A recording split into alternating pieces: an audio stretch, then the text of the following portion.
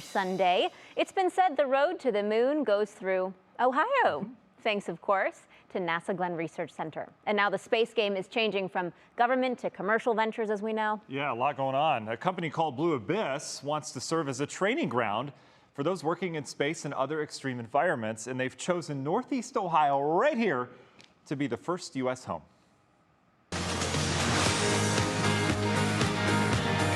It's another exciting step in space exploration, as several commercial space stations are on the drawing board. But who will operate them? That's where Blue Abyss comes in.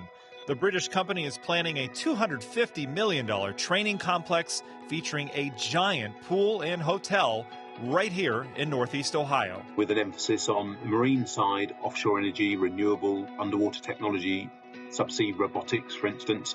And then through human physiology, how do humans behave in extreme and respond to extreme environments?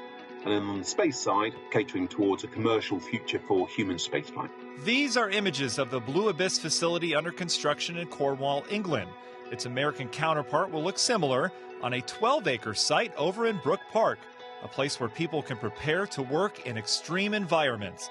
It is the brainchild of CEO John Vickers, who found inspiration in a childhood fascination with the Apollo-Soyuz mission, as well as underwater explorer Jacques Cousteau. Now that similarity for me between oceans and space, extreme environments, that whole cutting edge of humanity exploring at the extremes, just has resided with me.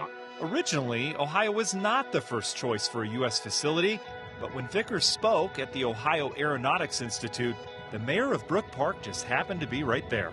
First thing I thought was, this is coming to Brook Park. And immediately I made that known to Mr. Vickers. A car trip to the parcel of land across from Cleveland's airport and near the back gate to NASA Glenn Research Center changed Vickers' thinking. So it just felt right, and I thought, this feels like home. 7 months later, a deal was done, waiting only for city council approval. Having both NASA Glenn and Blue Abyss in Brook Park, well, that is just a thrilling prospect. We build the technology here in Brook Park to get that rocket from ground to space.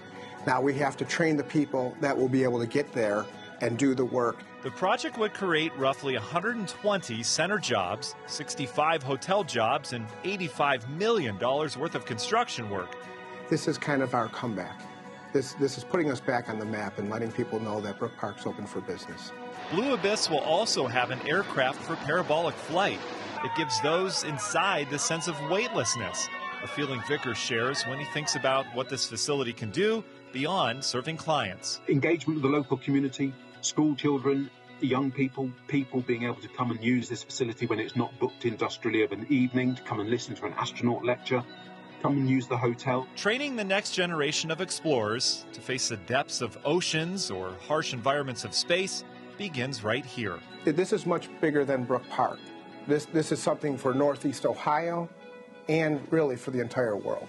The more we use this, I think the more we can improve humanity's future, given how reliant we are on water and our oceans, and our desire as a species to spread out from this planet. We need facilities like this to enable that, and I hope that we can aid in that ambition. Oh, that's just so cool. Blue Abyss expects to train people for 2.5 years after the sale of the land in Brook Park is approved. The company is also looking to expand, exploring additional sites in Houston, Japan, and the Middle East. Very cool.